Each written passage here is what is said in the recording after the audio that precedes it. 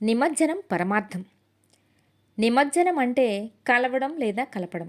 దేనిలో కలపడం, దేనిలో కలవడం అన్న ప్రశ్నలు ఉదయించినప్పుడు ఈ భౌతిక ప్రపంచంలోకి ఏ వస్తువైనా, ఏ జీవి అయినా దేని నుంచి వచ్చిందో తిరిగి దానిలోనే కలవడం లేదా కలపడం అన్న సమాధానం స్ఫురిస్తుంది. ఇదే ప్రకృతి నియమం.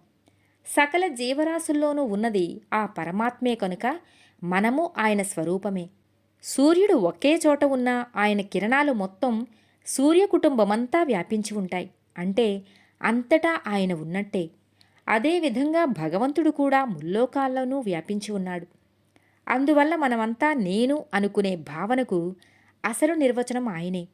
దీని నుంచే పంచతన్మాత్రలు అంటే రుచి, స్పర్శ, వాసన, దృష్టి, శబ్దం అనే 5 గ్రాహ్యతలు పుట్టుకొస్తాయి.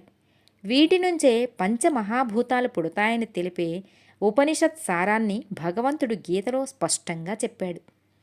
ఆకాశం నుంచి వాయువు, వాయువు నుంచి అగ్ని, అగ్ని నుంచి జలం, జలం నుంచి పుడమి, పుడమి నుంచి ఓషధులు, ఓషధుల నుంచి అన్నం, అన్నం నుంచి పురుషుడు ఉద్భవిస్తున్నాడు. కాబట్టి ఆ పురుషుడు పూర్తిగా అన్నం మీదే ఆధారపడి ఉన్నాడు. మరి ఈ జీవి లేదా జీవం శాశ్వతంగా ఈ భూమి మీదే ఉండిపోతుందా అంటే ఖచ్చితంగా దానికి లేదు అన్న సమాధానమే వస్తుంది. ఎక్కడి నుంచి జీవుడు వచ్చాడో ఎప్పటికైనా సరే అక్కడికి తిరిగి వెళ్ళిపోవాల్సిందే. ఈ క్రమంలో మనం భక్తితో మట్టితో ఓ రూపాన్ని తయారు చేసుకొని పూజించి సేవించి తరిస్తాం. తిరిగి ఆ రూపాన్ని పంచభూతాల్లో విలీనం చేయటానికి అతి సులభమైన మార్గం జలంలో కలపడం. మనం నీటిలో కలిపిన విగ్రహం పూర్తిగా కరిగి తిరిగి మట్టిలో కలిసిపోతుంది.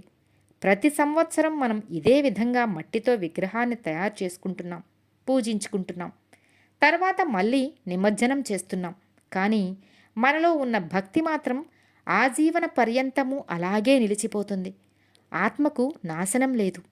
సులభగ్రాహ్యత కోసం దీన్ని మన భక్తితో సరిపోల్చుకోవచ్చు. పాంచభౌతికమైన ఈ దేహం మాత్రం ఎప్పటికైనా తిరిగి పంచభూతాల్లో కలిసి తీరాల్సిందే. దీన్ని మనం మట్టితో తయారు చేసుకున్న బొమ్మతో పోల్చుకోవచ్చు. ఇహ సంసారే బహుదుస్తారే కృపయా పారే పాహిమురారే అని ఆదిశంకరులు చెప్పినట్టుగా జీవికి ముక్తి ఎప్పుడు కలుగుతుందంటే తానే పరమాత్మ స్వరూపాన్ని అని తెలుసుకున్నప్పుడు. ఈ ప్రపంచంలో ఉన్న సకల ప్రాణులు పరమాత్మ స్వరూపాలే అని తెలుసుకున్నప్పుడు. తెలుసుకుని పరమాత్మకు శరణాగతుడైనప్పుడు మాత్రమే. ఈ సత్యాన్ని మనకు ప్రత్యక్షంగా తెలియజెప్పే ఘట్టమే నిమజ్జనం. సర్వేజన సుఖినో భవంతు.